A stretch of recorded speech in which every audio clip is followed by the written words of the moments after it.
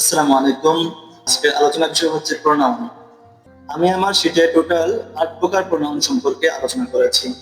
প্রথম প্রকার হচ্ছে পার্সোনাল প্রোনাউন, ব্যক্তিবাচক সর্বনাম। এই সর্বনামগুলো বক্তা, শ্রোতা বা অন্য কাউকে বোঝায়। যেমন আই দ্বারা আমি বোঝাচ্ছে একজন ব্যক্তিকে বোঝাচ্ছে, উই দ্বারা আমরা ব্যক্তিকে বোঝাচ্ছে। অর্থাৎ ব্যক্তিবাচক যে সর্বনামগুলো আছে সেগুলো হচ্ছে পার্সোনাল প্রোনাউন। ২ নম্বর হচ্ছে পজিটিভ প্রোনাউন। এটা অধিকারবাচক সর্বনাম বোঝাবে। কোনো কিছু কার, তার মালিকানা বোঝাতে ব্যবহৃত হয়। যেমন mine, yours, this pen is mine, এই কলমটি হয় আমার। এই যে আমার দ্বারা মালিকানা বোঝাচ্ছে, অধিকার বোঝাচ্ছে, এই জন্য মাইনটা এখানে পজিটিভ প্রোনাউন।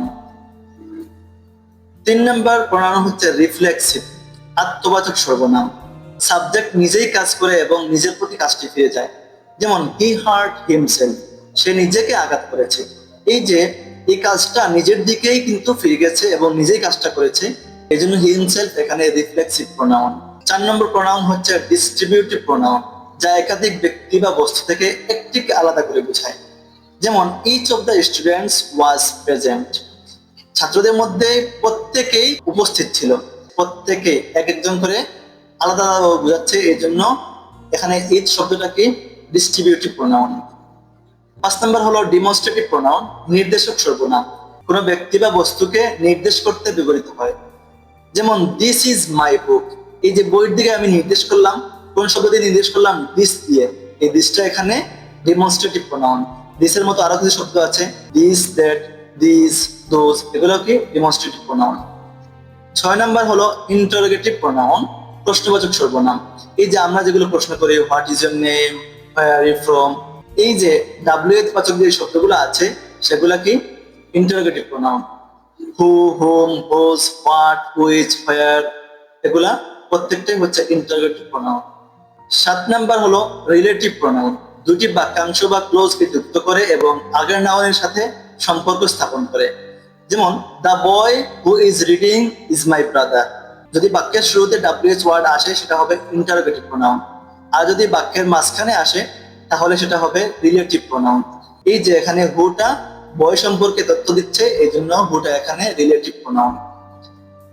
৮ নম্বর ইনডিফিনিট প্রোনাউন, অনির্দিষ্ট সর্বনাম, যেটা অনির্দিষ্টভাবে ব্যক্তি বা বস্তুকে বোঝায়।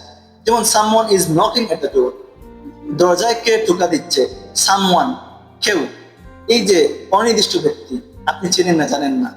Everyone, anybody, nothing, few, many, এগুলো না জানা ব্যক্তি বা বস্তুকে নির্দেশ করে, এই জন্য এই শব্দগুলোকে ইনডিফিনিট প্রোনাউন। এতক্ষণ আমরা যে প্রোনাউন সম্পর্কে জানতে পারলাম, আসলে কি আমরা বুঝতে পেরেছি?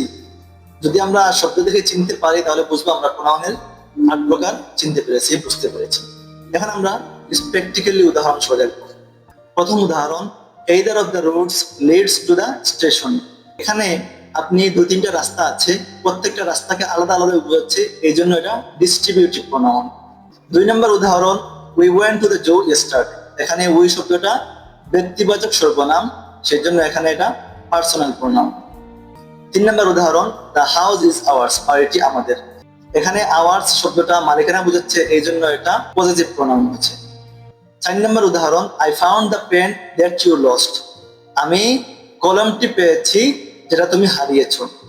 এই যে দ্যাট শব্দটা বাক্যের মাঝখানে এসেছে এবং মাঝখানে এসে পূর্ববর্তী যে দ্য পেন নাউনটা আছে, এই নাউনটার বিস্তারিত তথ্য দিচ্ছে, এই জন্য দ্যাটটা এখানে রিলেটিভ প্রোনাউন। ৫ নম্বর উদাহরণ, দিস ইজ মাই পেন। এখানে দিস শব্দটা ডেমনস্ট্রেটিভ প্রোনাউন। কিভাবে? এটা আমার কলম, এটা নির্দেশ করছে, এই জন্য দিসটা এখানে ডেমনস্ট্রেটিভ প্রোনাউন। ৬ নম্বর উদাহরণ, who is knocking at the door.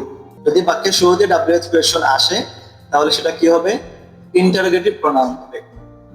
৭ নম্বর উদাহরণ হলো, my self did the work.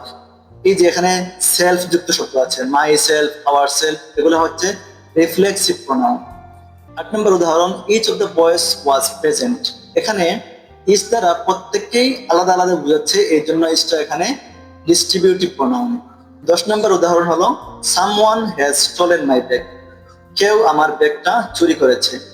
এখানে সামওয়ান অনির্দিষ্ট ব্যক্তি, এই জন্য এটা ইনডিফিনিট প্রোনাউন। তো আজকের ভিডিও এই পর্যন্তই। টেক কেয়ার, আল্লাহ হাফেজ, আসসালামু আলাইকুম।